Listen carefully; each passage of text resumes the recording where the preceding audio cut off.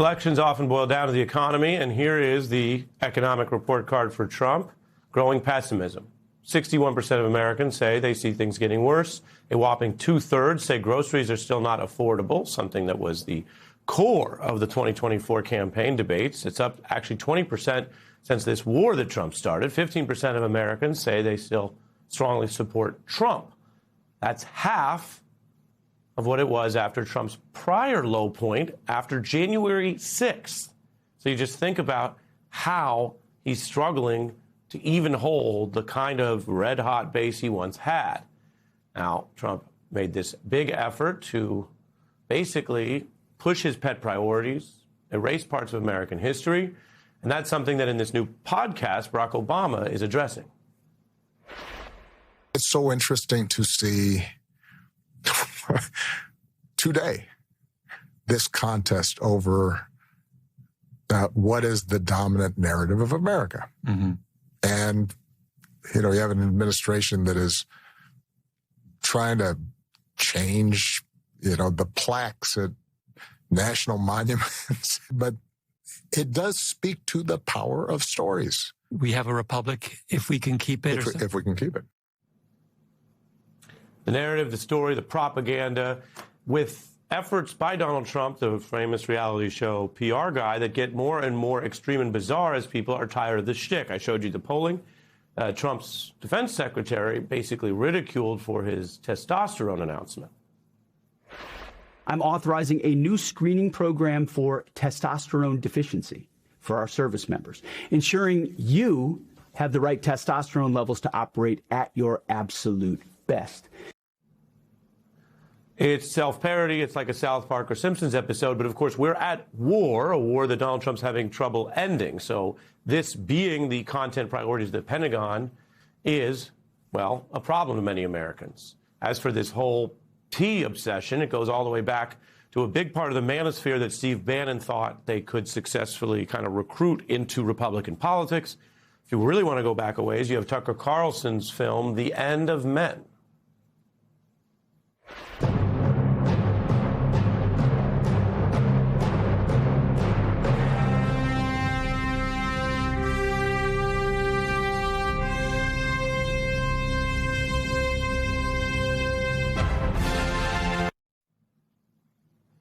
That is the real video of The Thing, not an attack ad or satire of The Thing.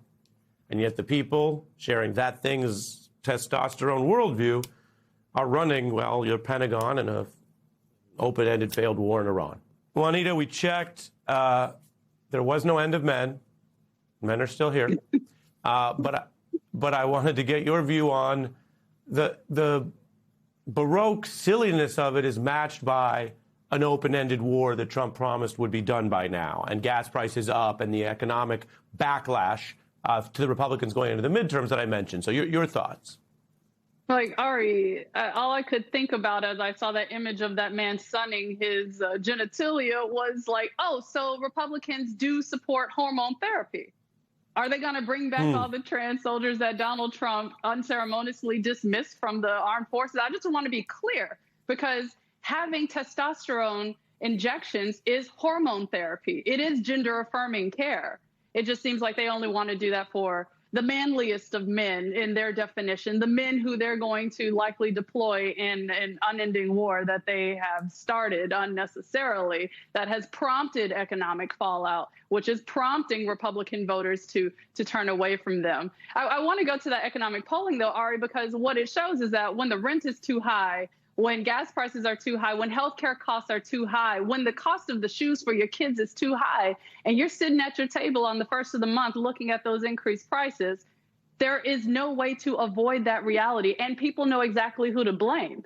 Like, the first of the month is something that comes with a sinking feeling. And every time I say that phrase, I think of Bone Thugs and Harmony. I don't know if y'all are like me, but the first of the month does come with a sinking feeling of the reality of your bank balance compared to all of the expenses that you have to try to cover. Well, and the fact that you show that 61% of voters are negative, I mean, Bone Thugs, I know Professor Johnson appreciates that. I believe that's a shout-out Ohio.